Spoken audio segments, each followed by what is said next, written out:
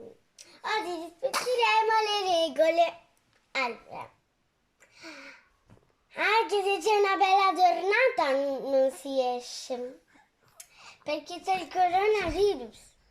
Quindi il virus lascia ogni fratello in giro.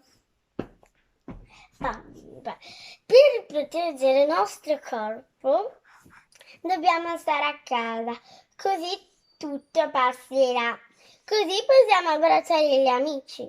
Se fate un starnuto, mettete la mano davanti e poi lavate le mani, perché è importante, quindi dobbiamo imparare a lavare bene le mani. E come si lavano le mani? Bene, vediamo. Bene, così per tutta la mano, fare le dita, uno così, fino a 20 secondi. Contate fino a 20, così le vostre mani saranno pulite.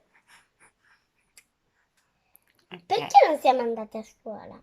Perché c'è il virus. Ciao ciao!